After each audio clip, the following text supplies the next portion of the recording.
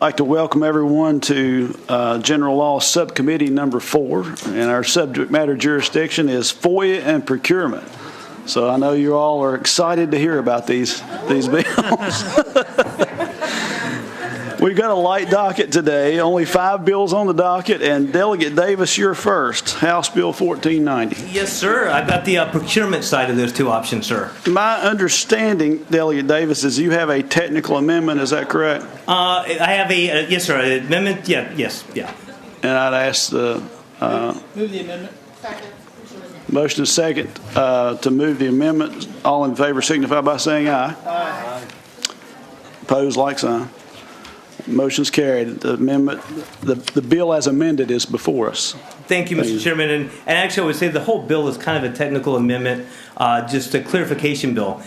So with IDIQ contracts, the indefinite quantity, indefinite delivery contracts, what happens is a locality awards one of these contracts to a small business. And basically, it's I award you to do services up to but not exceeding, let's say, $1 million. And the way the code is written today, a number of city attorneys interpret that as you have to bond the whole $1 million, even though you're not getting that whole amount today, and you may never actually get $1 million worth of contracts and services. And that ties up bonding capacity for these small businesses.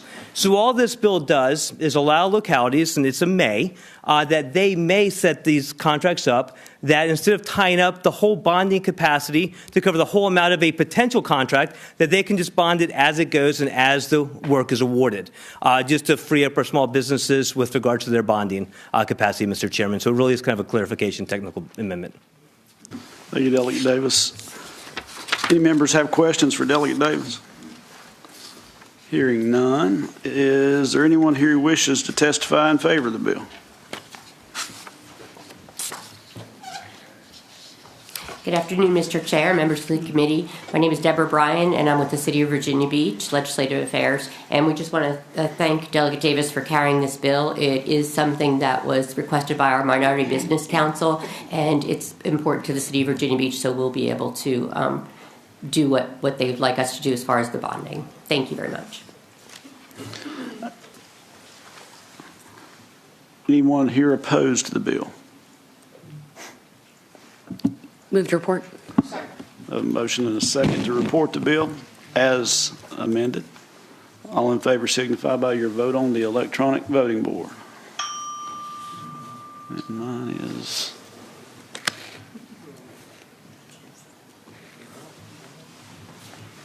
bill would pass by a 7-0 margin, Delegate Davis. We'll let you know if you need to be at full committee. Right now, it doesn't look that way. Thank you, Mr. Chairman. Thank you. Next bill on the agenda is House Bill 15. Let's take up 1610. The non-members. I'm sorry, Delegate Walker. Thank you, Mr. Chairman. HB 1610 is a bill that was brought to me by the City of Virginia Beach, and this will enable localities to use the cooperative procurement for agreements for planning, purchasing, and installing playground equipment.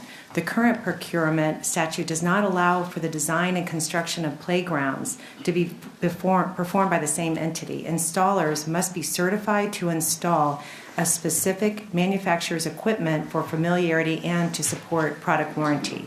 The proposed change is to include playground installations that would enable localities to utilize cooperative procurement agreements for the concept planning, assembly drawings, purchase of materials and equipment, and subsequent installation and assembly of the playground equipment. This change would streamline playground procurement and make the entire process much more efficient from concept planning to installation. Just for background, in 2016, artificial turf and track surfaces were added because it was recognized that this was a non-traditional construction, and only certain companies could install a particular manufacturer's product. So playground equipment would be similar to that, the installing of the turf and track, where only a small pool of installers are certified to install a particular manufacturer's playground equipment. Allowing this exception, a locality could purchase the equipment and installation together, thereby streamlining the process. Thank you, Delegate Tate. Members have any questions? Mr. Chair? Delegate Brewer. Question to the patron. Is there a limitation on size of playgrounds that this would cover? As far as I know, if I could ask my, Hi. this is, Hi, Deborah Bryan from Virginia Beach. Not that I know of. I don't believe there's any requirement. Thank you. Members have any further questions? Is there anyone here to testify in favor of the bill? Deborah Bryan, Virginia Beach. We thank Delegate Tata for carrying this bill, and it would really assist with our playgrounds. We have a pretty robust Parks and Recreation Department, and this would really assist us in doing that. Thank you. Mr. Chairman, Matt Bentke with the Virginia Contractor Procurement Alliance. Many years ago, Morgan Griffith, when he was the majority leader back here, passed a bill for us which outlawed the use of cooperative procurement for construction. So we're very sensitive about this section of the code, but we have absolutely no problems with this bill. I think it's fine. And given the nature of the playgrounds, the relationship with general contractors, I think this is probably the best way to go. Thank you. Thank you. Yeah, absolutely. Come forward and be recognized. Thank you, Mr. Chairman. Chris McDonald on behalf of the Associated General Contractors of Virginia. We were able to meet with the patron earlier today and heard some of our concerns. AGC has a longstanding policy to oppose cooperative procurement, so we must oppose this bill, but we are appreciative of the patron for hearing us out. Thank you. Delegate Rome. Thank you, Mr. Chairman. Mr. Chairman, will the last person resume the microphone for a question? So, Mr. Chairman. Yeah, Delegate Rome. Thank you, Mr. Chairman. Mr. Chairman, I would ask the witness, and sorry for putting you on the spot with this, if you could actually just, number one, describe the issues that, just for the general audience first, describe, just cooperative, agreements with us in the first place. And then second, can you outline what are the concerns that you all generally have? And then third is what the patron was trying to do in order to meet you halfway or something. Sure. So when it comes, again, Chris McDonald on behalf of AGC, when it comes to cooperative procurement, the concern is not so much really in the Hampton Roads area. It's more when certain localities that maybe are bidding out projects at a certain level, they're much more expensive than maybe what you're getting down, in Southwest Virginia or Southside Virginia. So that's really just the concern here. We understand that playground equipment is fairly limited, but again, the concern isn't so much the specifics of this exception. It's more, opening the door for future exceptions. And I kind of meshed together your three questions there. Okay. Did that answer your question, Delegate Rome? Almost. So, Mr. I'll give another shot if it's your will. Delegate Rome. So, Mr. In this particular case, if we allowed this to happen, if we pass this bill, what is the practical effect of what? Is someone going to be at a disadvantage, or will there be a quality problem, on the installation? Certainly, Mr. Chairman. The fear is the financial disadvantage of other localities that would be kind of co-opting that procurement bid. In this case, it's not even so much specifically about this exception. It is more generally about opening the door to future exemptions. So it's a precedent that it sets in adding additional exemptions to this code provision.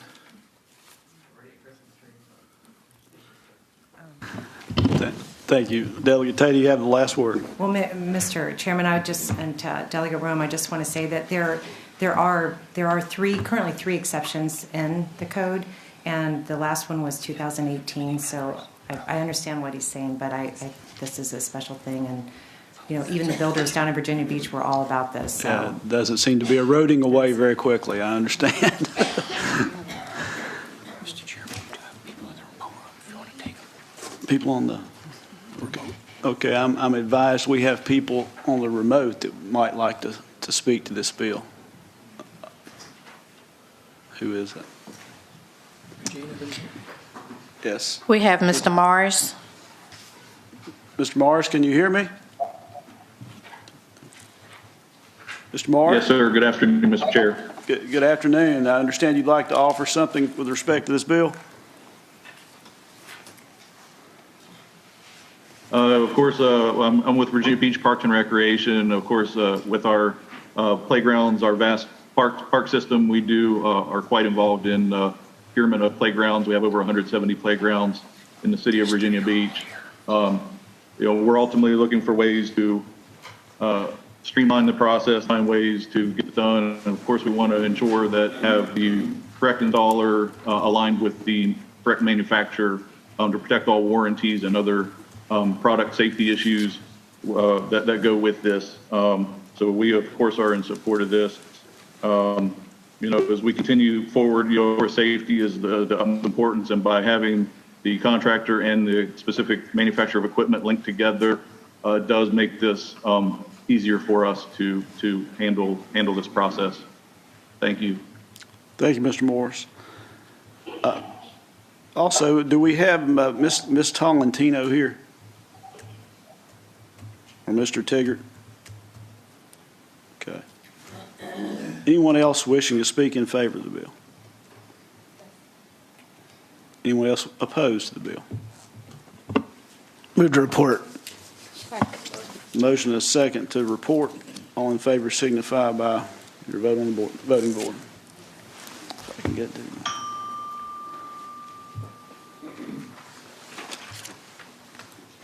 Bill will pass by an 8-0 margin. Thank you, Delegate Tata. Thank you very much. Delegate Carr, you have House Bill 1738.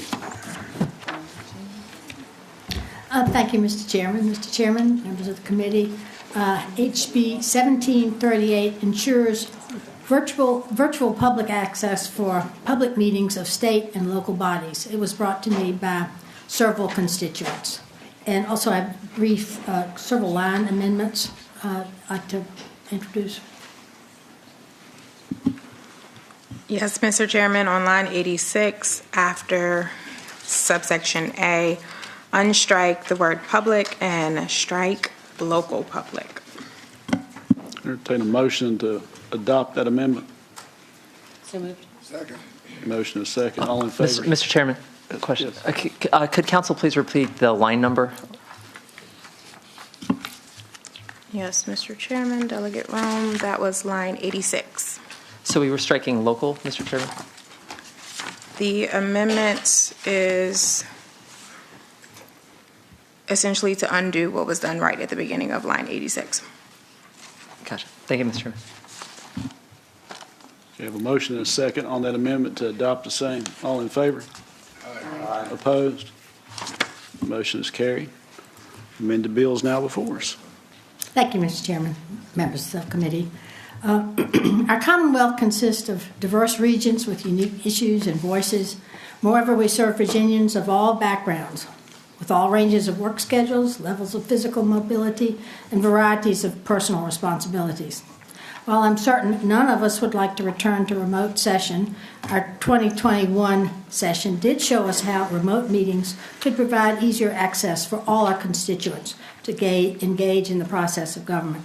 Beside our own legislative session, ensuring public access and comment is a vital step in transparency and engagement necessary to make our government, both state and local, operate in an efficient and accountable manner. Hope the committee will look favorably upon this. Thank you, Delegate Carr. Any members have any questions for Delegate Carr? Mr. Chairman. Delegate Wong. Delegate Carr, would this affect the General Assembly in any capacity, being a public body? No more than it already is already engaged in this procedure. Okay, thank you. Mr. Chair. Delegate Brewer. Delegate Carr, does this have any fiscal impact at all? When we checked it out, we didn't see that it did. Okay, thank you. Well, is there anyone else in the audience that wishes to testify for the bill? Got the card before the bill. Thank you, Mr. Chairman. Megan Ryan with the Coalition for Open Government. We do support the bill. As Delegate Carr said, the pandemic showed us that the public will attend if they have the electronic means to do so, and especially with state agencies. I don't know if you recall, but there was a particular decision being made in Richmond, and people from Roanoke were very interested in it, but were told that they could not give any kind of electronic comment and were required to come to Richmond. And so we'd like to see that done away with. Thank you. Anyone else in favor of the bill? We have one online, Mr. Chair. Who's online? What's his name? Oh, is that him, Tolentino? Mr. Tolentino? Or Miss Tolentino? Hello?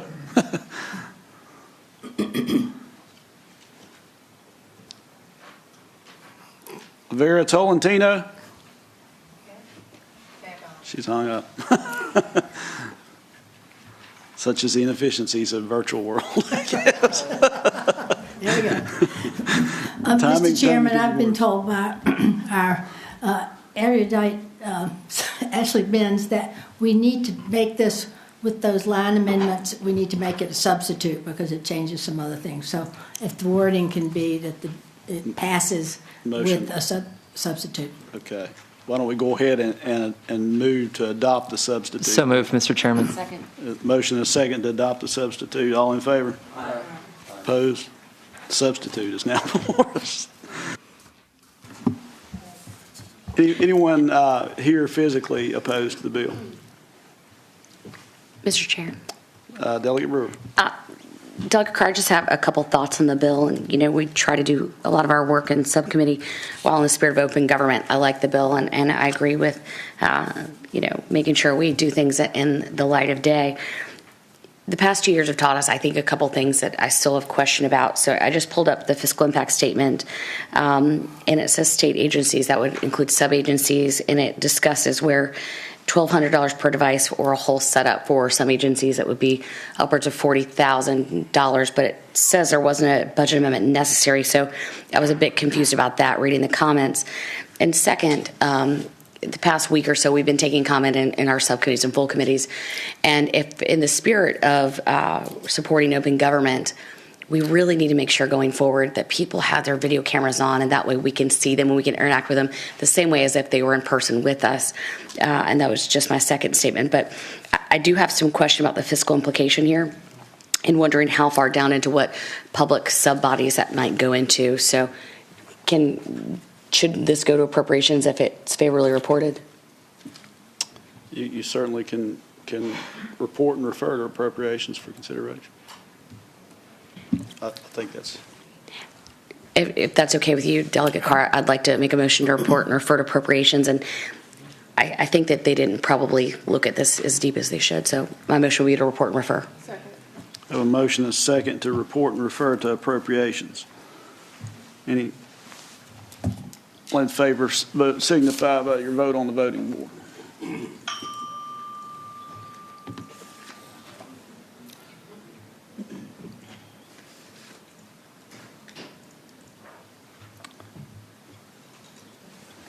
Motion would pass by a 7-1 margin. Thank you, Delegate Carr. You also have House Bill 1743. Thank you, Mr. Chairman. I'd like to subcommittee to move the amendments offered, please. Move the amendment. You want to publish the amendment first? Mr. Chair, on line 53, after 2.2-4302.1, insert with a contract value of greater than $250,000. And on line 56, after jurisdiction, insert for an amount greater than $5,000. I have a motion, I assume now, to... Move the amendment. Second.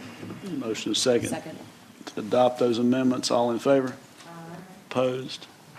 Motion's carried. Delegate Carr, you have the floor. Thank you, Mr. Chairman, members of the subcommittee. HB 1743 adds guidelines that invitations to bid must include qualifications that align with responsible contractors. This is done through several listed qualifications. First is that the contractor should not have been found in violation of the Federal Fair Labor Standards Act, federal and state wage laws, or occupational safety and health laws in the past 3 years. Next, the contractor and the personnel should not have been convicted for a crime related to the business operations. The third provision is a preference away from 1099 work and instead towards employment arrangements conducive to those one can build a life and family on, health care, overtime, etc. The final two provisions continue on this intention by ensuring federal Davis-Bacon prevailing wage laws are adhered to, and that apprenticeships, which are crucial for skilled labor career advancement and workforce development, are offered. The offered amendments do two things. First, change the provisions of my bill to only apply to bids with a contract value greater than $250,000. And second, it introduces a threshold that a contractor should not be considered for a project if they have incurred a fine greater than $5,000. Previously, my bill didn't have any fines. Thank you, Delegate Carr. Any members have any questions for Delegate Carr? Anyone here to speak in favor of the bill? Opposed?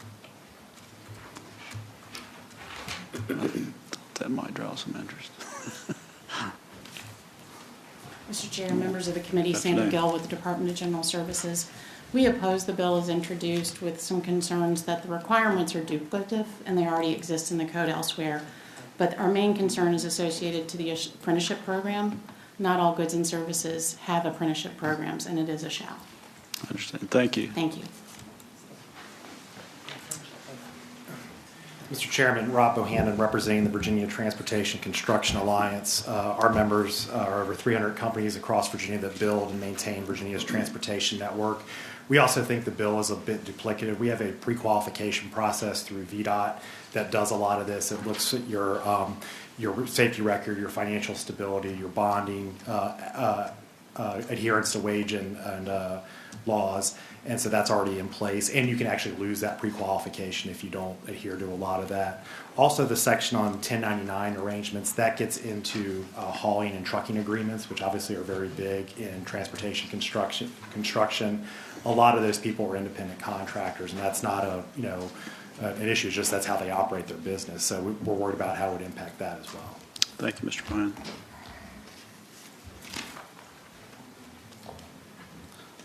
Mr. Chairman, members of the subcommittee, Chris McDonald on behalf of AGC, for the reasons already mentioned, we also oppose the bill. Thank you. Thank you. Anyone online wishing to speak to this bill? No, Mr. Chair. Thank you. Bill's before us. Well, Mr. Chair? actually, Delegate Carr, I'll give you the last word on this. Mr. Chair? Yes. Before she finishes, I personally. Oh, I'm sorry. Delegate No problem. Price. I was wondering if Mr. Bohannon could come back up. Just wanted to see, you were saying about the potential duplicative nature of it. The pre-qualification process that you described, does it include lines 55 through, 61, talking about whether or not they've incurred a penalty, that they've settled an action brought before a court, been found in violation? I know you listed off some things, I just didn't hear those. Yeah, I don't know specifically. I know it's the idea for pre-qualification is to assess your fitness to do business in Virginia as a good partner, good business venture, that you have all the sort of safety and bond requirements. I don't know specifically. Okay, thank you. Delegate Carr. Thank you, Mr. Chairman, members of the subcommittee. I think this was an opportunity for people to bring before the committee the issues of wage theft that continue in some areas, and hope the committee will look kindly with it. Bill's before us. Move to report. Second. As amended.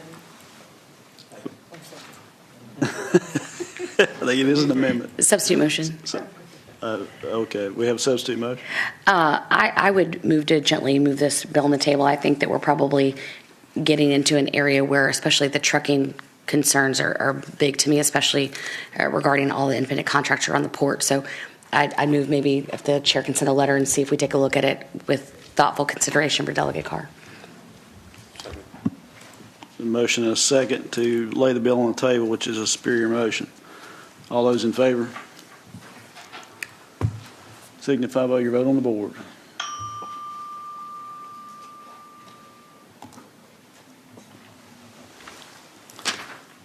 motion laid on the table would pass by a 5-3 margin. Thank you, Delegate Carr. Thank you, Mr. Chairman, members of the subcommittee. Delegate Walker, you've been anxiously awaiting.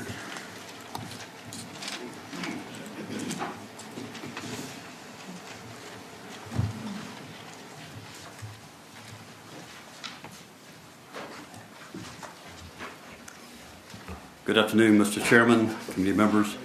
The bill I have before me is HB 1569.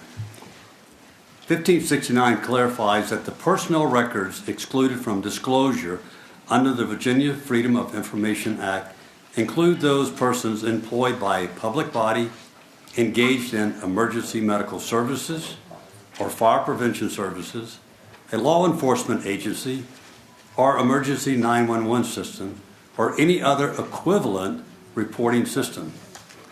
Under the current law, law enforcement personnel records are, as related to non-criminal incidents, are already marked discretionary releases from FOIA. This is to ensure that privacy for records materials containing identity information of personal, medical, or financial nature, where the release of such information would jeopardize the safety or the privacy of a person in that office. This bill would merely apply the same privacy protection that all public safety personnel that law enforcement officers already afforded. It does not change the FOIA laws related to mandatory reporting, release of records of criminal actions conducted by public safety officers. This bill merely seeks to ensure the privacy of all public safety personnel. There's no amendments and there's no fiscal impact, Mr. Chairman. Thank you, Delegate Walker. Delegate Rome. Thank you, Mr. Chairman. Question for the patron. You may ask. Thank you, Mr. Chairman. Mr. Chairman, I would ask the patron on this. Do we have any specific instances where disclosure through a FOIA request of someone who is in emergency medical services or fire protection services led to actual harm being caused to that person, whether it's physical injury, material injury, or financial damage of some sort? Do we have instances of that actually happening under existing law? Mr. Chairman, Delegate Rome, I am not familiar with any at this present time, but I will say no to that. Delegate Price. Yes, Mr. Chairman, Delegate Walker, what, if any, impact would this have on the civilian review boards that we passed the opportunity for localities to engage in? Mr. Chairman, Delegate Price, I don't think they would have any impact since this is already for law enforcement. We're just extending it to other agencies in the emergency services, so your fire, emergency. So it'd just be exclusive for those service providers, whether localities. Thank you. Any other members have any questions? Anyone here in favor of the bill?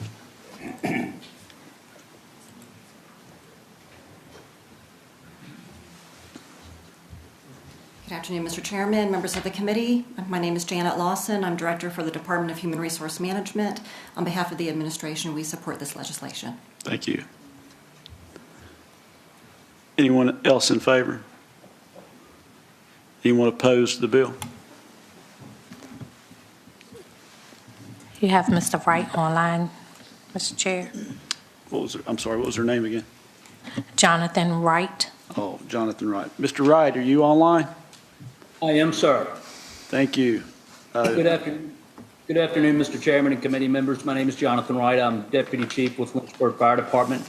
I very much appreciate the opportunity to speak with you this afternoon regarding HB 1569, and I will keep my remarks very brief. I regret that I couldn't be there in person with you to talk about this bill, but let me say a special thank you to Delegate Walker for sponsoring this bill. The provisions specified in the Freedom of Information Act 2.23706 specifically related to discretionary releases of law enforcement related activities should also afford fire and EMS or emergency medical services the same discretionary release options.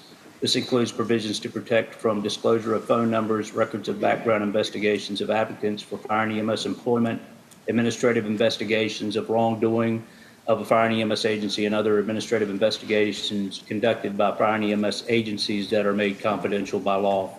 As I understand it, the aforementioned areas are discretionary releases for law enforcement agencies in 2.23706, Section B, and I would respectfully ask that you consider the provisions of HB 1569 to make this applicable to fire and emergency medical services agencies in the Commonwealth as well. Thank you again in advance for your support, and if there's any questions I can answer, I'd be happy to do so. Thank you. Thank you, Mr. Wright. Any members have any questions for Mr. Wright? Hearing none, Delegate Walker, I'll give you the last word. So the bill before you, I hope finds favor with the committee members, and we can pass this and move it on. Thank you. Thank you, Mr. Chairman. Mr. Chair, move to report Well, 15. One second, Delegate Rowe. You have a question? Thank you, Mr. Chairman. Speaking to the bill. You have the mic. Thank you, Mr. Chairman, and thank you to the members of the committee here. So here's one of the issues that I have in larger, and this is not a fault of the delegate, this is not a fault of the patron. It has seemed that, this is my sixth session here, we have a default setting in the General Assembly every single year in which we look for reasons to add exemptions to FOIA over and over and over and over again. And on very few occasions do we actually make the Freedom of Information Act more accessible to the public in very large, meaningful ways. And then on one of the occasions that we did, we then rescinded immediately afterward what we had done, which is something I spoke about on the House floor last March. I do not consider this bill to be, have malicious intent or anything around it, and I completely understand why fire, EMS, everyone else would want to be treated the same under existing code. The issue that I had when I was asking the question here is, what existing harm does the current FOIA statute have? What harm has it caused to any member who is actually employed in this profession? And from the delegate's testimony, there was none. And so when that happens, the question I have just in general for the public is, why do we always look for ways to have another FOIA exemption on top of other FOIA exemptions? And so my default setting to that is to be very skeptical of when we have them. And for that reason, that's why I'll be voting no. But it's not in any way a remark to the delegate's intent nor toward anyone who's testified today. Thank you, Mr. Chairman. Move to report 1569, Mr. Chairman. A motion and a second to report the bill. All in favor signify by your vote on the voting board.